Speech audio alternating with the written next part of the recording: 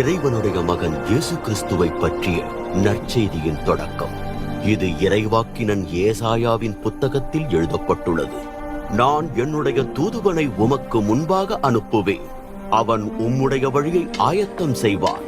கர்த்தருக்கு வழியை ஆயத்தம் செய்யுங்கள், அவருக்காக பாதைகளை நேராக்குங்கள் என்று ஒருவனுடைய குரல் பாலைவனத்திலே சத்தமிட்டது. அவ்வாறே பாலைவன பிரதேசத்தில் யோவான் வந்து ஞானஸ்நானம் கொடுத்துக் கொண்டிருந்தான். அவன் அவர்கள் மனம் திரும்பி பெற வேண்டிய ஞானஸ்நானத்தை குறித்து பிரசங்கித்துக் கொண்டிருந்தான். யூதேயா மாகாணத்தின் எல்லா நாட்டுப்புறத்திலும் எருசலேம் நகரத்திலும் இருந்து எல்லாரும் அவனிடம் சென்றார்கள். அங்கே அவர்கள் தங்களுடைய பாவங்களை அறிக்கை செய்து யோர்தான் ஆற்றிலே அவனால் ஞானஸ்நானம் பெற்றார்கள். யோவான் ஒட்டகமுடி உடையை உடுத்தி தன் இடையிலே ஒரு தோள்பட்டியை கட்டியிருந்தான். அவன் வெட்டுக்கிடியையும் காட்டுத்தேனையுமே தன் உணவாய் சாப்பிட்டான். அவன் அறிவித்த செய்தி என்னவென்றால், என்னை பார்க்கிலும் அதிக வல்லமையுள்ளவர் எனக்கு பின் வருகிறார். நானோ அவருடைய செருப்புகளின் வாரையும் குனிந்து அவிழ்ப்பதற்கு தகுதியற்றவன்.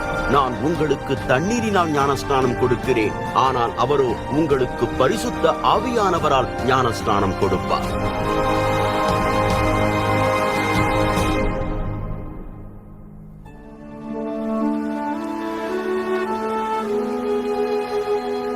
அக்காலத்தில் ஒரு நாள் இயேசு கலிலேயா மாகாணத்தின் நாசரேத் பட்டணத்தில் இருந்து வந்து யோர்தான் ஆற்றிலே யோவானால் ஞானஸ்நானம் பெற்றார்.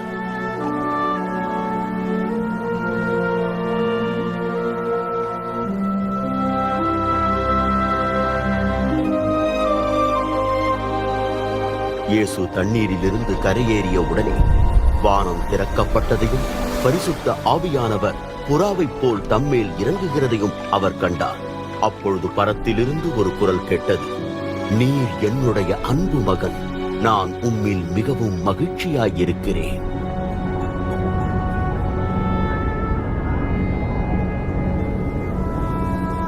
உடனே ஆவியானவர் இயேசுவை பாலைவனத்துக்கு அனுப்பினார். அவர் பாலைவனத்தில் 40 நாட்கள் இருந்து சாத்தானால் சோதிக்கப்பட்டார். அங்கு அவர் காட்டு மிருகங்களுடனே இருந்தார். இறைவனுடைய தூதர்கள் அவருக்கு பணிவிடை செய்தார்கள்.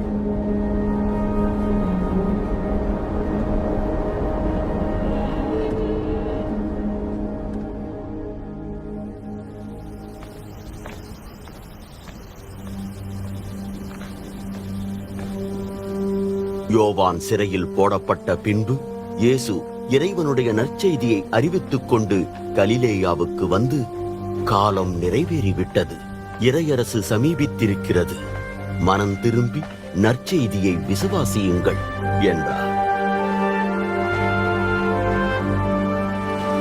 கலிலேயா கடல் அருகே இயேசு நடந்து போகையில் சீமோனையும் அவனது சகோதரன் அந்திரேயாவையும் கண்டார். அவர்கள் மீனவர்களாய் இருந்ததால் கடலிலே வலை வீசிக் கொண்டிருந்தார்கள். இயேசு அவர்களுக்கு, வாருங்கள், என்னை பின்பற்றுங்கள், உங்களை மனிதர்களை பிடிக்கிறவர்களாக்குவேன் என்றார்.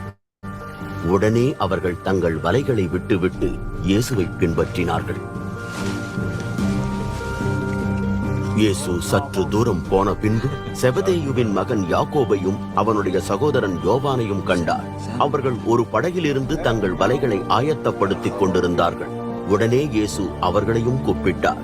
அவர்கள் தங்கள் தகப்பன் செபதேயுவை படகில் அவனுடன் இருந்த கூலியாட்களோடு விட்டுவிட்டு இயேசுவை பின்பற்றினார்கள். பின்பு அவர்கள் கப்பர்நகூம் நகரத்திற்கு போனார்கள். ஓய்வு நாளில் இயேசு யூத ஜெப ஆலயத்திற்குள் போய் அங்கு போதித்தார்.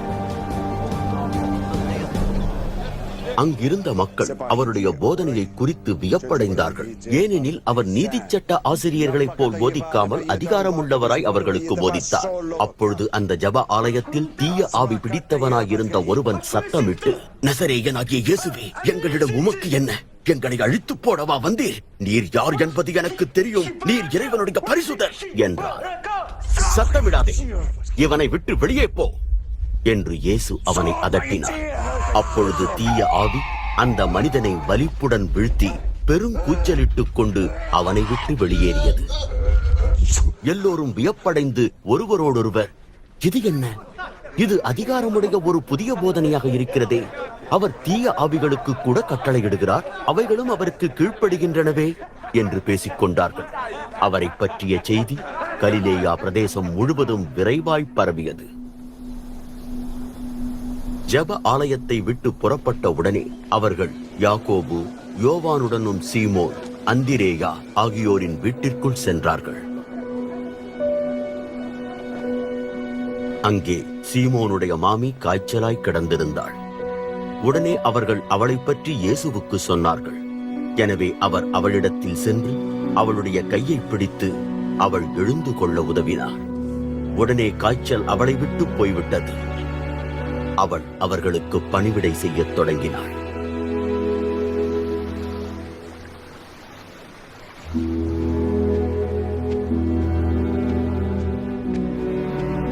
அன்று மாலை கதிரவன் மறைந்த பின்பு வியாதிப்பட்டவர்கள், பேய் பிடித்தவர்கள் எல்லோரையும் மக்கள் இயேசுவிடம் கொண்டு வந்தார்கள். பட்டணத்தில் உள்ள அனைவரும் வீட்டு வாசலுக்கு முன்பாக கூடியிருந்தார்கள். பலவித வியாதி உடையவர்களாயிருந்த அநேகரை இயேசு சுகமாக்கி அநேக பேய்களையும் துரத்தினார். அந்த பேய்கள் தம்மை யாரென்று அறிந்திருந்தபடியால் அவைகள் பேசுகிறதற்கு இயேசு அனுமதிக்கவில்லை.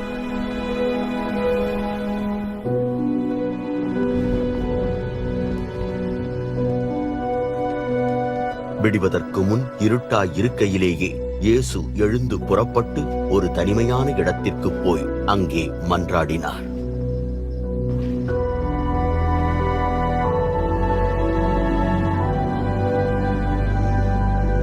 சீமோனும் அவருடன் இருந்தவர்களும் அவரை தேடி போனார்கள்.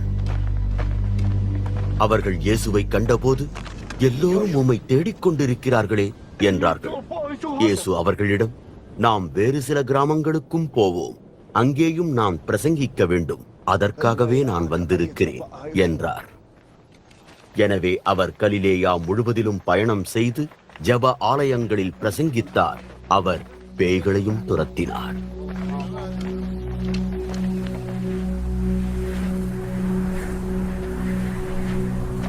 ஒரு குஷ்டரோகி அவரிடத்தில் வந்து முழங்காற்படியிட்டு, நீர் விரும்பினால் இந்த குஷ்ட வியாதியை நீக்கிவிட உம்மால் முடியும் என்று கெஞ்சி வேண்டிக் கொண்டார்.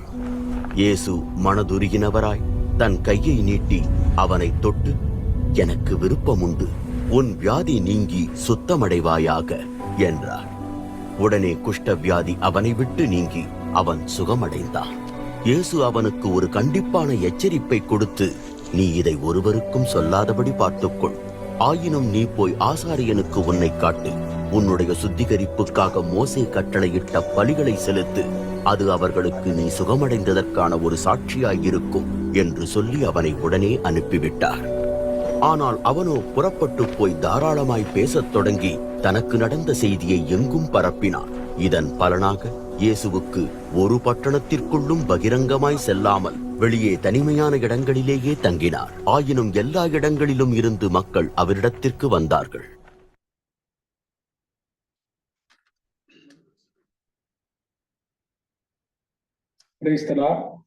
கர்த்தருடைய பரிசுத்த நாமத்துக்கு மகிமை உண்டாவதாக.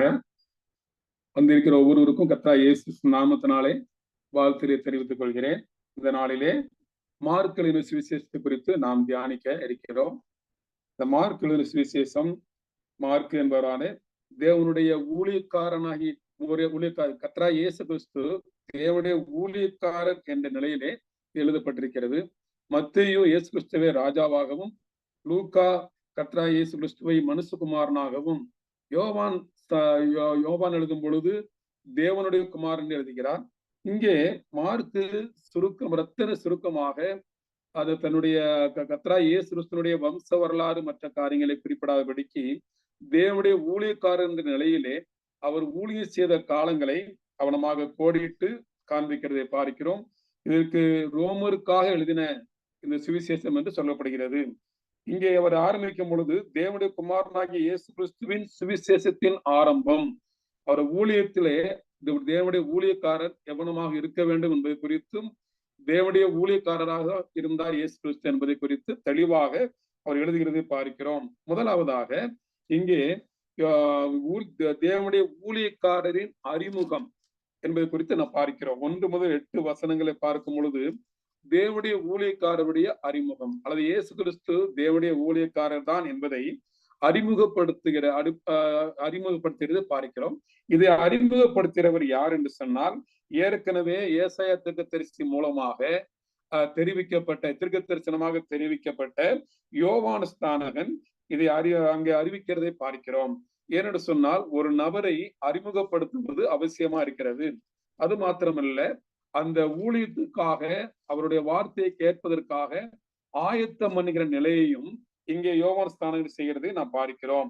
3ஆம் வசனத்துல வாசிக்கும் பொழுது, கர்த்தருக்கு வழியை ஆயத்தப்படுத்துங்கள், அவருக்கு பாதைகளை செவ்விய பண்ணுங்கள் என்று வனாந்தரத்திலே கூப்பிடுகிற சத்தம் உண்டாகும் என்று ஏசாயா தீர்க்கதரிசி சொன்ன பிரகாரமாகவே இதை நடந்தது என்று பார்க்கிறோம். யோவான் ஒரு அருமையான யோவான் ஸ்நானகன் ஒரு ஆசாரிய குடும்பத்தை சேர்ந்தவர்.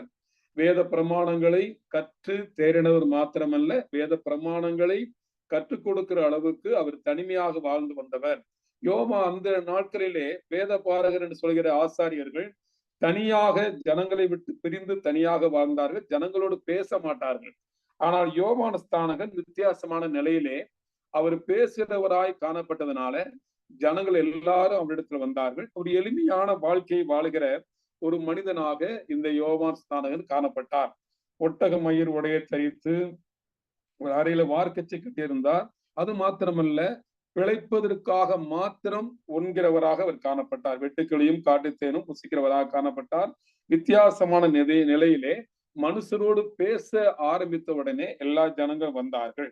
ஆகவே அவர் சொன்ன வார்த்தை இங்க என்ன சொல்லணும்னா, பாவ மன்னிப்புக்கென்று மனம் திரும்பலுக்கேற்ற ஞானஸ்தானத்தை குறித்து யோவான் ஸ்நானகன் பிரசங்கிக்கிறதை நாம் பார்க்கிறோம்.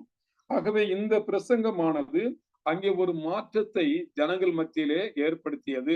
ஏனென்று சொன்னால், எந்த ஒரு ஆசாரியனும் எந்த ஒரு வேத பாரகனும் இப்படிப்பட்ட நிலையிலே பேச மாட்டார்கள். ஒரு ஆச்சரியமான காரியத்தை ஏற்படுத்தியது. ஏனென்று சொன்னால், அவர் இயேசு கிறிஸ்துனுடைய வருகைக்கான அந்த பாதையை செவ்வாய் பண்ணுகிறவராய் காணப்பட்டார். அவருடைய வருகைக்காக ஒரு கூட்ட ஜனத்தை ஆயத்தப்படுத்துகிறவராக அவர் காணப்பட்டார். ஆகவே அவருடைய அந்த காரியம், அந்த பிரசங்கமானது அநேகரை ஞானஸ்தானத்துக்கு உட்படுத்தும்படியாக, அங்க பாவ மன்னிப்புக்கென்று ஞானஸ்தானத்தை பெற்றுக்கொள்ளும்படியாக யூதேயா எருசலேம் நகரத்தார் யாவரும் அவனிடத்துல வந்து பாவங்களை அறிக்கையிட்டார்கள். எப்படி இது நடந்தது என்று பார்க்கும் பொழுது, பாவத்தை குறித்து கண்டித்து உணர்த்துகிறவர் பரிசுத்த ஆவியானவர் மட்டும்தான். ஆகவே எப்படி இது நடந்தது என்று சொன்னால், ஏற்கனவே லூக்கா சுவிசேஷம் 1ஆம் அதிகாரம் 15ஆம் வசனத்திலே வாசிக்கும் பொழுது, யோவான் ஸ்நானகன் தன்னுடைய தாயின் வயிற்றில் இருக்கும் பொழுதே பரிசுத்த ஆவியினால் நிரப்பப்பட்டார். ஆகவே அதைத்தான் அந்த தேவன் நினைக்கிறார், இந்த யோவான் ஸ்நானகனை பயன்படுத்துகிறார். இவர் இயேசு கிறிஸ்துவை அறிமுகப்படுத்துகிற விதத்தை குறித்து நம்ம பார்க்கிறோம். 7ஆம் வசனத்துல வாசிக்கும் பொழுது வாசிங்க. அவன் என்னிலும் வல்லவர் ஒருவர் எனக்கு பின் வருகிறார், அவருடைய பாதரட்சிகளின் வாரை குனிந்து அவிழ்க்கிறதற்கு நான் பாத்திரன் அல்ல. நான் ஜலத்தினால் உங்களுக்கு ஞானஸ்தானம் கொடுத்தேன், அவரோ பரிசுத்த ஆவியினால் உங்களுக்கு ஞானஸ்தானம் கொடுப்பார் என்று பிரசங்கித்தான். இயேசு கிறிஸ்து என்று ஒருவர் வருவார், அவர் உங்களுக்கு ஞானஸ்தானம் பரிசுத்த ஆவியினாலே கொடுப்பார் என்பதை குறித்து தெளிவாக, இந்த பரிசுத்த ஆவியினாலே ஞானஸ்தானம் கொடுப்பார் என்பது ஒரு சுவிசேஷமான வார்த்தை. அவருடைய பாடு, மரணம், அடக்கம், உயிர்த்தெழுதலுக்கு பின்பதாக பரிசுத்த ஆவியானவர் கொடுக்கப்படுகிற அந்த பரிசுத்த ஆவியான ஞானஸ்தானம், அதாவது பெந்தைக்கோஸ்து நாள் என்கிற அந்த 50வது அறுவடை நாள் வரைக்கும் உள்ள காரியத்தை அவர் அறிமுகப்படுத்துகிறதை நாம் பார்க்கிறோம். ஆகவே இயேசு கிறிஸ்து அங்கே வாழ்ந்த நாட்களிலே அந்த நாளிலே இது அறிமுகத்துக்கான காரியம். அடுத்ததாக இயேசு கிறிஸ்துவனுடைய ஊழியத்தின் ஆயத்தம் அல்லது ஆரம்பம் என்று 2வது கட்டத்தை 9ஆம் வசனத்திலிருந்து 13ஆம் வசனம் வரைக்கும் நாம் வாசிக்க நாம புரிந்து கொள்ளலாம். பிரியமானவர்களே, இங்க வாசிக்கும் பொழுது அவர் என்ன செய்றார்? கலிலேயாவுள்ள நாசரேத்திலிருந்து யோர்தான் நதி, அது எரிகோ பக்கத்துல இருக்கிற அந்த யோர்தான் நதி வரைக்கும் கிட்டத்தட்ட ஒரு 60 மைல் அவர் கடந்து ஞானஸ்தானம் பெறுவதற்காக வருகிறதை நாம் பார்க்கிறோம். நம்முடைய நிலையிலே அநேகர் ஞானஸ்தானத்தை குறித்து கவலையற்றவளா இருக்கிறாங்க. அது எப்போ எடுத்துக்கொள்ளலாம்னு சொல்லி. ஆனா தேவனுடைய சித்தம் என்ன? ஞானஸ்தானம் பெற்ற பின்பு அவர் தகுதியை பெற்றுக்கொண்டுதான் அந்த ஊழியத்தை செய்ய வேண்டும் என்பதுதான் தேவனுடைய திட்டம். இது இயேசு கிறிஸ்து இன்றைக்கு உள்ள ஊழியக்காரருக்கு, தேவனுடைய ஊழியக்காரருக்கு முன்னடையாளமாக அவர் காணப்படுகிறார். அவர் வந்து ஞானஸ்தானத்தை அந்த யோர்தான் நதியிலே யோவானால் ஞானஸ்தானம் பெற்று ஜலத்திலிருந்து கரையேறின உடனே வானம் திறக்கப்பட்டதையும் ஆவியானவர் புறாவை போல தம்மேல் இறங்கி வருகிறதையும் அவர் கண்டார். அவர்கள் கண்டார் என்று சொல்லப்படவில்லை, அவர் கண்டார். இது ரகசியமான ஒரு காரியமாக அது காணப்பட்டது. இயேசு கிறிஸ்து ஏன் ஞானஸ்தானம் பெற வேண்டும்? அவர் பாவியா? இல்ல. அவர் பிறப்பிலே பரிசுத்தமானவர், அவர் குற்றமில்லாதவர்.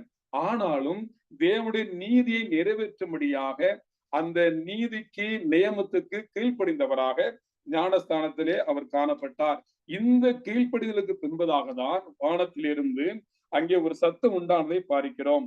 நீர் என்னுடைய நேசகுமாரும் பிரியமாய் இருக்கிறேன் என்று சத்தம் வானத்திலிருந்து சத்தம் உண்டாயிற்று என்று பார்க்கிறோம். பிரியமானவர்களே, ஊழியத்திற்கு முதல் தகுதி ஒரு மனிதன் மனம் திரும்பி ஞானஸ்தானம் பெற வேண்டும் என்பதை இங்கே இந்த அதிகாரமானது நமக்கு கற்பிக்கிறது. அது மாத்திரமல்ல, ஞானஸ்தானம் பெற்ற பின்பு எவ்வளவு காலம் தள்ளி ஊழியம் செய்யலாம் அப்படிங்கிறத இன்னைக்கு ஒரு கேள்விக்குறியாக இருக்கிறது.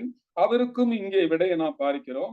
இங்கே அவன் அந்த 12ஆம் வசனத்துல வாசிக்கும் பொழுது, உடனே ஆவியானவர் அவரை வனாந்தரத்துக்கு போகும்படி ஏவினார். அவர் ஞானஸ்தானம் பெற்ற போது பரிசுத்த ஆவியானவர் புறாவை போல அவர் மேல் இறங்குவதை கண்ட பொழுது அதுக்கு அடுத்ததாக உடனடியாக ஆவியானவர் அவர் மேலே கிரியை செய்ய ஆரம்பித்தார்.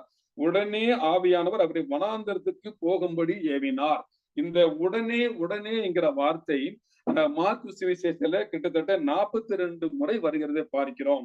தேவனுடைய ஊழியமானது தாமதம் இல்லாமல் உடனே செய்யப்பட வேண்டும் என்பதுதான் இதனுடைய காரியம். இங்கே ஆவியானவர் அவரை வனாந்தரத்துக்கு போகும்படி ஏவினார் என்று சொல்கிறோம். மத்தேயு சுவிசேஷத்துல வாசிக்கும் பொழுது 4ஆம் அதிகாரம் 1ஆம் வசனத்துல ஆவியானவர் அவரை வனாந்தரத்துக்கு கொண்டு போனார். அப்படின்னா முழுவதுமாக ஆவியானவருடைய நடத்தின்படி அவர் நடந்தார் என்று வாசிக்கிறோம். ஆக 40 நாள் அங்கே அவர் வனாந்தரத்திலே சாத்தானால் சோதிக்கப்படும்படியாக அங்கு கொண்டு போகப்பட்டார். இந்த சோதனை என்பது ஊழியத்துக்கு அவசியமான ஒரு காரியமாக இருக்கிறது. என்று சொன்னால் எந்த ஒரு காரியமும் அழிந்து போகிற பொண்ணு கூட சோதிக்கப்படுகிறது. அதை காட்டிலும் மேலான ஒரு விசுவாசம் சொல்லப்பட்டிருக்கிறது. இங்கே தேவனுடைய ஊழியத்துக்காக அவர் சாத்தானால் சோதிக்கப்பட வேண்டும் என்பதை குறித்து நாம் பார்க்கிறோம். பிரியமானவர்களே, இது ஊழியக்காரருக்கு ஒவ்வொருவருக்கும் அவசியமான ஒரு காரியமா இருக்கிறது என்பதை இயேசு கிறிஸ்துவனுடைய இந்த நடவடிக்கைகள் நமக்கு அங்கே காண்பிக்கிறது. அது மாத்திரமல்ல, அங்கே காட்டு மிருகங்கள் நடுவே சஞ்சரித்துக் கொண்டிருந்தார் என்று வாசிக்கிறோம். இது கிட்டத்தட்ட நம்முடைய சூழலை விட்டு நாம் வெளியே போக வேண்டும் என்பதை குறித்து நாம் பார்க்கிறோம். ஏனென்று சொன்னால் பிலிப்பியர் நிருபம் 2ஆம் அதிகாரம் 6ஆம் வசனத்திலே வாசிக்கும் பொழுது அங்கே அப்போஸ்தலனாகிய பவுல் சொல்லுகிறதை நான் பார்க்கும் பொழுது பிலிப்பியர் நிருபம் 2ஆம் அதிகாரம் 6ஆம் வசனம், அவர் தேவனுடைய ரூபமாய் இருந்தும் தேவனுக்கு சமமாய் இருப்பதை கொள்ளையாடின பொருளாக எண்ணாமல், தேவனுக்கு சமமாய் இருப்பதை கொள்ளையாடின பொருளாய் எண்ணாமல் அவர் என்ன செய்றார்? அவர் அடிமையாக அடிமையின் ரூபம் எடுத்து தன்னை தாழ்த்தினார். இந்த ஊழியக்காரன் என்ற நிலைமை கிட்டத்தட்ட ஒரு அடிமையாகிற ஒரு நிலைமை, ஆண்டவருக்கு அடிமையாக தன்னை ஒப்புக் கொடுக்கிற நிலைமை. இதிலே தேவன் உண்மையுள்ளவராக இருந்தார் என்பதை குறித்து நாம் பார்க்கிறோம். ஆகவே ஊழியத்துக்கு தேவையான காரியம் நம்முடைய சூழலை ஆவியானவர் எங்கே கொண்டு போறாரோ அந்த இடத்துல, அந்த சூழல்ல நாம் சோதிக்கப்பட்டும் அதிலே நாம் கவனமாக ஜெயிக்கிறவர்களாக காணப்பட வேண்டும். இதுதான் ஊழியத்தினுடைய அந்த ஆரம்ப ஆயத்தம் அல்லது ஆரம்பமான நிலை. இதுக்கு நாம் தகுதியாக காணப்பட வேண்டும். ஏன் என்று சொன்னால், சோதிக்கப்படுகிறவர்களுக்கு நாம் உதவி செய்ய வேண்டும் என்று சொன்னால் நம்முடைய ஊழியத்திலே நாம் சோதிக்கப்பட்டிருக்க வேண்டும். எபிரேயர் நிருபம் 4ஆம் அதிகாரம் 15ஆம் வசனத்திலே வாசிக்கும் பொழுது இப்படி வாசிக்கிறோம். எபிரேயர் 4:15. நம்முடைய பலவீனங்களை குறித்து பரிதபிக்க கூடாத பிரதான ஆசாரியர் நமக்கு இராமல் எல்லா விதத்திலும் நம்மை போல சோதிக்கப்பட்டும் பாவம் இல்லாதவராய் பாருங்க, சோதிக்கப்பட்டும் பாவம் இல்லாதவராய் இருக்கிற பிரதான ஆசாரியர் நமக்கு இருக்கிறார். அப்போ ஒரு ஊழியக்காரர் தேவனுடைய அந்த ஊழியத்துடைய தன்மையை பாருங்க. அவர் சோதிக்கப்பட்டார், பாவம் இல்லை. அதனால பிசாசான் அவனை மேற்கொள்ள முடியவில்லை, வெட்கத்தோடு போய்விட்டான். ஆகவே இதுதான் ஊழியத்தினுடைய ஆரம்ப நிலை. ஆவியானவர் எங்க வழிநடத்துறாரோ அங்க போகணும். பிசாசினால் சோதிக்கப்படுவதற்கு ஆவியானவர் இடம் கொடுக்கும் பொழுது அந்த சோதனை ஜெயிக்கிறவர்களாக நாம் காணப்பட வேண்டும். அதனுடைய கர்த்தராய் கிறிஸ்துவினாலே நமக்கு முடியும். பிரியமானவர்களே, இதைத்தான் அங்கே கர்த்தராய் இயேசு கிறிஸ்து அங்கே ஜெயித்தவராக அந்த ஊழியத்திலே ஆரம்பிக்கிறதை பார்க்கிறோம். இதோடு அந்த யோவான் ஸ்தானனுடைய ஊழியம் நிறைவேறுகிறது. யோவான் ஸ்தானகன் இயேசு கிறிஸ்துவை அடையாளப்படுத்தி விட்டு அவருடைய வேலை முடிந்து விட்டது, அவ்வளவுதான். 14ஆம் வசனத்தை வாசிக்கும் பொழுது, யோவான் காவில வைக்கப்பட்ட பின்பு இயேசு கலிலேயாவில் வந்து தேவனுடைய ராஜ்யத்தின் சுவிசேஷத்தை பிரசங்கித்தார். ஆகவே கலிலேயாவுக்கு வந்து அந்த சுவிசேஷத்தை பிரசங்கிக்கிறதை நாம் பார்க்கிறோம். அவர் பிரசங்கத்தினுடைய தன்மையை குறித்து, போதத்தை குறித்து 14:15 அவர் என்ன போதித்தார் என்பது குறித்து நாம் பார்க்கிறோம். இன்றைக்கு அநேக பிரசங்கங்கள் எப்படியெல்லாம போய்கொண்டிருக்கிறது. ஆனால் இயேசு கிறிஸ்துனுடைய அந்த பிரசங்க ஆரம்பம் எப்படி இருக்கிறது என்று 14:15 வாசிக்கும் பொழுது 15ஆம் வசனத்தை வாசிக்கும் பொழுது, காலம் நிறைவேறித்து தேவனுடைய ராஜ்யம் சமயமாயிற்று, மனம் திரும்பி சுவிசேஷத்தை விசுவாசியுங்கள். இதுதான் தேவனுடைய முதல் வாயிலிருந்து வந்த பிரசங்க வார்த்தையாய் இருந்தது. ஆகவே ஒரு மனிதன் தேவனுக்கென்று ஊழியம் செய்யும் பொழுது அவன் என்ன செய்ய வேண்டும்? அவசரமாக உடனடியாக செய்ய வேண்டிய காரியம், தேவனுடைய ராஜ்யம் சமயமாய் இருக்கிறது, நீங்கள் மனம் திரும்ப வேண்டும் என்பதை வலியுறுத்தி சுவிசேஷத்தை விசுவாசிக்கும்படியாக கட்டளை கொடுப்பது. ஆகவே இதைத்தான் கர்த்தராகிய இயேசு கிறிஸ்து சொன்னார். சுவிசேஷம் என்பது என்ன? அவருடைய பிறப்பு, பாடு, மரணம், உயிர்த்தெழுதல், 2ஆம் வருகை, நியாயத்தீர்ப்பு வரைக்கும் நாம் தெளிவாக சொல்லுவதுதான் சுவிசேஷத்தின் வார்த்தை. ஆகவே இந்த 13ஆம் வசனம் வரைக்கும் அந்த இயேசு கிறிஸ்துவினுடைய ஆரம்பத்தை குறித்து நாம் பார்த்தோம். அடுத்ததாக அவருடைய போதத்தை குறித்து பார்க்கும் பொழுது, அவருடைய போதகம் மனம் திரும்ப வேண்டும், எல்லாரும் மனம் திரும்ப வேண்டும். ஏன் என்று சொன்னால், கலிலேயாவிலிருந்து இருந்த ஜனங்கள் ஒரு இருளிலே இருந்தார்கள். அவர்கள் வெளிச்சத்தை காண வேண்டும். அந்த வெளிச்சத்துக்கான வழியை உண்டாக்க கர்த்தராகிய இயேசு கிறிஸ்து தன்னுடைய வாயை திறந்து தேவனுடைய வார்த்தையை, ராஜ்யத்தின் சுவிசேஷத்தை பிரசங்கித்திருக்கிறதை பார்க்கிறோம். இது ராஜ்யத்தின் சுவிசேஷம். மத்தேயு சுவிசேஷம் 4ஆம் அதிகாரம் 23ஆம் வசனத்தை வாசிங்க. மத்தேயு சுவிசேஷம் 4ஆம் அதிகாரம் 23ல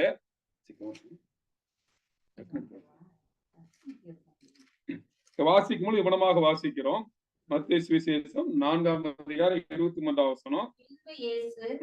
கலிலேயா எங்கும் சுற்றி நடந்து அவருடைய ஜெப ஆலயங்களில் போய் உபதேசித்து ராஜ்யத்தின் சுவிசேஷம், தேவனுடைய ராஜ்யம் இருக்கிறது, அதுக்கு நீங்கள் பிரவேசிக்க வேண்டும் என்று சொன்னால் மனம் திரும்பி விசுவாசிக்க வேண்டும் என்பதை வலியுறுத்தினார். இது அவருடைய சுவிசேஷத்தினுடைய காரியம். அடுத்ததாக சுவிசேஷத்திற்காக தன்னோடு சீசர்களை அவர் ஆயத்தப்படுத்துகிறதை நாம் பார்க்கிறோம். இது 16ஆம் வசனத்திலிருந்து 19ஆம் வசனம் வரைக்கும் நாம் பார்க்கிறோம். அங்கே சீமோன் முதலாவது தேர்ந்தெடுக்கப்பட்டவன், அங்கே சீமோன், அங்கே அடுத்ததாக அவனுடைய சகோதரன் அந்திரேயா. இவர்கள் என்ன செஞ்சுட்டு இருந்தாங்க? கடல்ல வலை போட்டு கொண்டிருந்தார்கள். ஒன்று கவனிங்க, தேவனுடைய ஊழியத்துக்காக தேவன் தெரிந்தெடுக்கிற ஒரு நபரை குறித்து நாம் பார்க்கிறோம். சோம்பலாக அல்லது நிர்விஸ்தாரமாக இருக்கிறவர்களை தேவன் பயன்படுத்துறது இல்லை. கர்த்தருடைய ஊழியத்தை அசதியாய் செய்கிறவன் சபிக்கப்பட்டவன் என்று வேதம் சொல்கிறது.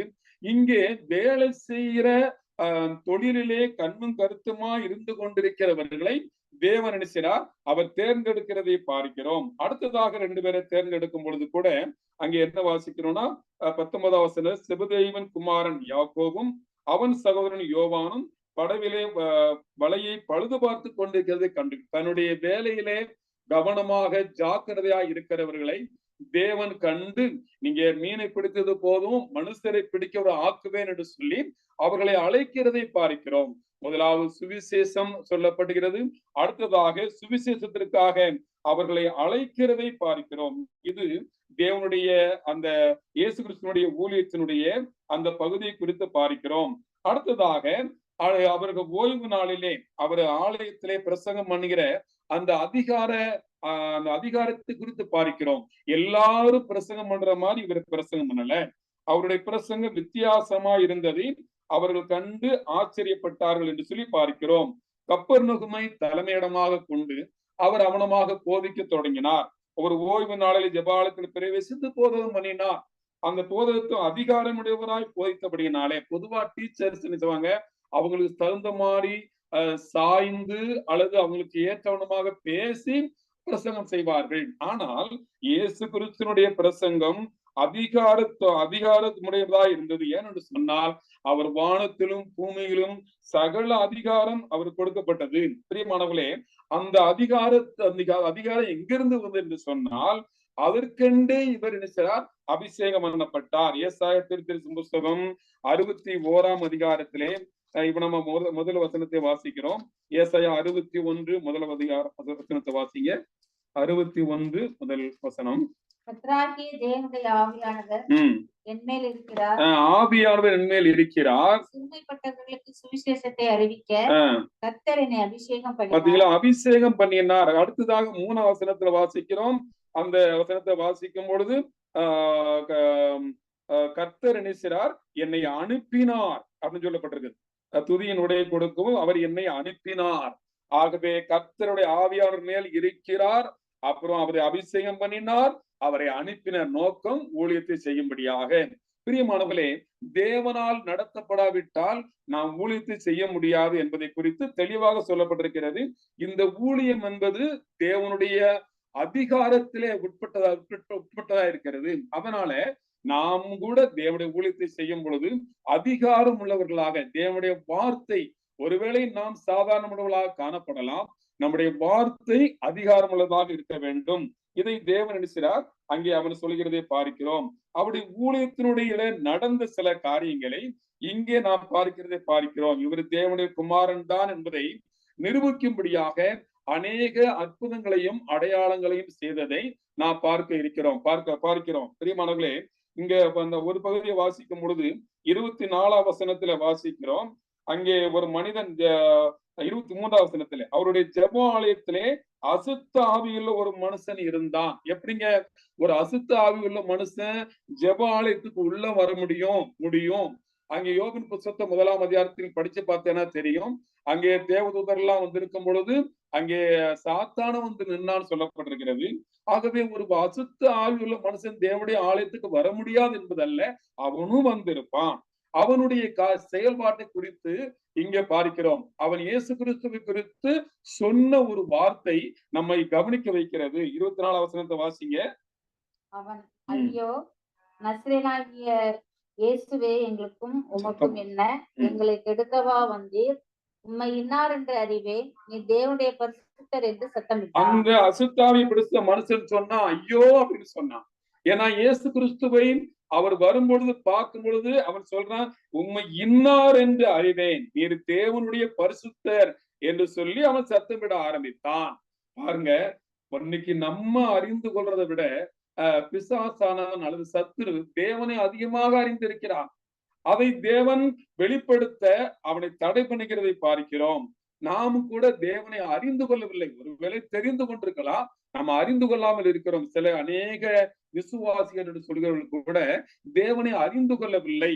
தேவனை தெரிந்து கொள்வதற்கும் அறிந்து கொள்வதற்கும் வித்தியாசம் அதிகம் இருக்கிறது. அதை விளக்க நமக்கு நேரம் இல்லை.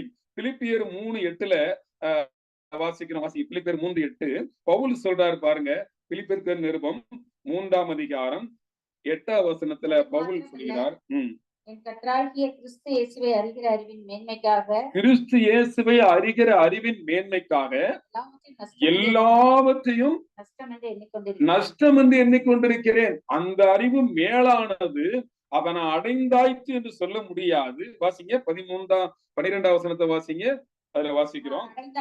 நான் அடைந்தாயிற்று அல்லது ஆஹ் தேறினேன் என்று எண்ணாமல் கிறிஸ்து இயேசுவினால் நான் எதற்காக பிடிக்கப்பட்டேனோ அதை நான் நான் இன்னும் அறியும்படியாக பிடித்துக் கொள்ளும்படியாக தொடர்கிறேன். எவ்வளவு அருமையான காரியம். இன்னும் ஒரு காரியம் 25ஆம் வசனத்துல, நீ பேசாமல் இவனை விட்டு புறப்பட்டு போ என்று சொன்னார். பிசாசுகள் தேவனை மகிமைப்படுத்துவதை தேவன் விரும்பவில்லை. அது முதலாவது புரிந்து கொள்ள வேண்டும். எப்படியாவது மகிமை வந்தா சரிதானா? இல்ல, அது பிசாசுகள் மையப்படுத்த தேவன் விரும்பவில்லை. சங்கீதம் 50:15 வாசிக்கிறோம். ஆபத்து காலத்தில் என்னை நோக்கி கூப்பிடு, நான் உன்னை விடுவிப்பேன், நீ என்னை மகிமைப்படுத்துவாய். தேவனால் விடுவிக்கப்பட்டவர்கள் அல்லது தேவனுடைய பிள்ளைகள் தான் தேவனை மையப்படுத்தணும் என்பதை தேவன் சரியான நிலையில இருந்ததுனாலதான் நீ பேசாம புறப்பட்டு போ என்று சொன்னார். அந்த 16ஆம் வசனத்துல வாசிக்கும் போது சங்கீதம் 50:16 எப்படி வாசிக்கிறோம்?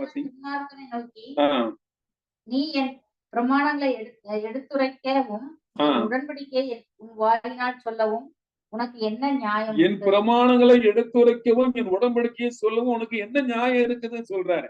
அப்போ ஒரு வசனத்தை ஒருத்தருக்கு சொல்றதுக்கும் பிரமாணத்தை மற்றவருக்கு சொல்றதுக்கும் குறைஞ்சபட்ச தகுதி என்ன?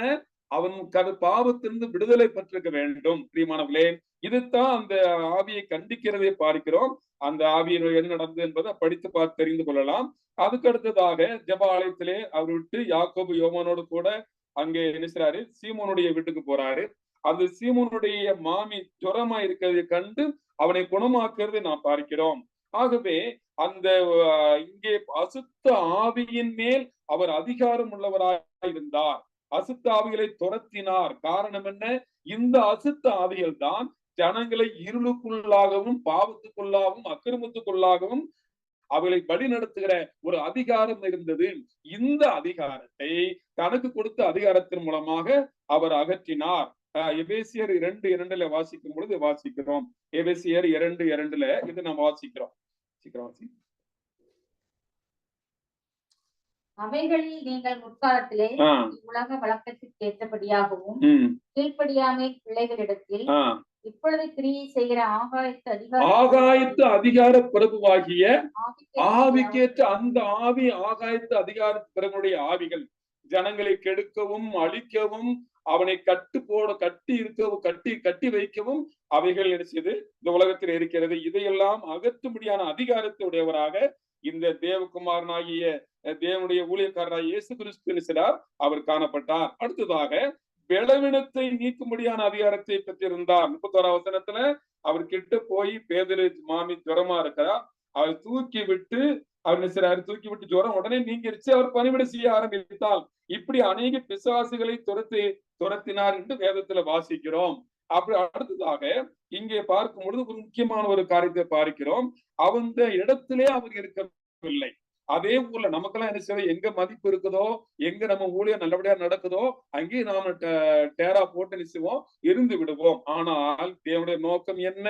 நான் மற்ற ஊர்களிலும் என்னுடைய தேவனுடைய ராஜ்யத்தை குறித்து பிரசங்கிக்க வேண்டும். ஆகவே அதுக்காகவே நான் புறப்பட்டு வந்தேன். ஒரு இடத்துல அல்ல, எல்லா இடத்திலையும் தேவனுடைய வார்த்தையை சொல்லணும். இது நம்முடைய தேவனுடைய ஊழியக்காரருக்கு வேண்டிய ஒரு அருமையான ஒரு காரியம். அடுத்ததாக ஒரு காரியத்தை பார்க்கிறோம். 40ஆம் வசனத்துல ஒரு குஷ்டரோகிய வருகிறான். அவன் தேவனிடத்துல வந்து அவருக்கு முன்பாக முழங்கால் படியிட்டு உமக்கு சித்தமானால் என்னை சுத்தமாக்க உம்மால் ஆகும் என்று வேண்டிக் கொண்டான். அவன் வேண்டிக் கொண்ட உடனேயே ஆண்டு நினைச்சாரு, அவன் மேல் மனதுருகி கையை நீட்டி அவனை தொட்டு எனக்கு சித்தம் உண்டு, நீ சுத்தமாக என்று சொன்னார். உடனே குஷ்டரோகமும் நீங்கி அவன் சுத்தமானார்.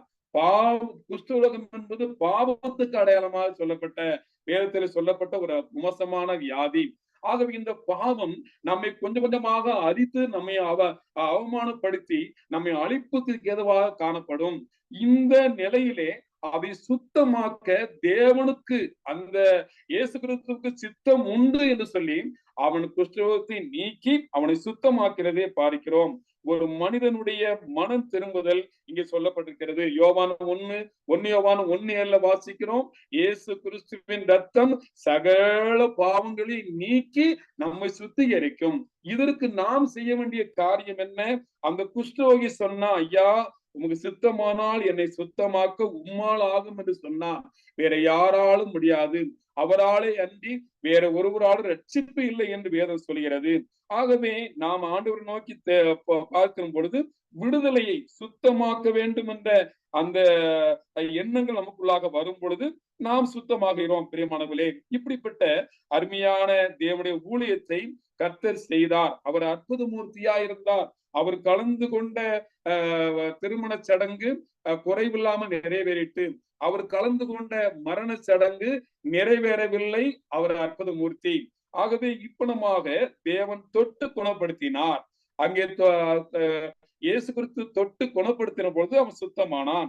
இது யாருக்கும் சொல்ல வேண்டாம் என்று சொன்னார். ஏன் என்று சொன்னால், தேவனுடைய சிலுவை பாடுகள் நிறைவேறும் மட்டுமாக இது யாருக்கும் சொல்ல வேண்டாம் என்று சொன்னார். ஆனால் ஒரு காரியத்தை சொன்னார், இதை ஆசாரியனுக்கும் மோசேக்கும் போய் என்ன செய்யும், ஆசாரியனுக்கு காண்பி மோசே சொன்ன காணிக்கையை நீ செலுத்து என்று சொன்னார். நியாயப்பிரமாணத்தை நிறைவேற்றும்படியாகவும் சொன்னார். ஏனென்று சொன்னால், இயேசு கிறிஸ்து சிலுவையில் அறைந்து மரிக்கும் வரைக்கும் நியாயப்பிரமாணம் நிறைவேற்றப்படவில்லை. நியாயப்பிரமாணத்தை நிறைவேற்றவே நான் வந்தேன் என்று சொன்னார். ஆகவே தேவனுடைய இந்த அருமையான ஊழியம் நமக்கு ஒரு மாதிரியா இருக்கிறது. இந்த மாதிரியை பின்பற்றுவோம் என்று சொன்னால் ஒரு அருமையான தேவனுடைய ராஜ்யத்தை நாம் ஸ்தாபிக்கிறவர்களாக காணப்படலாம். கர்த்தர் தாமே கேட்டுக்கொண்டிருந்த ஒவ்வொருவரையும் கர்த்தர் தாமே ஆசீர்வதிப்பாராக. ஸ்தோத்திரம்.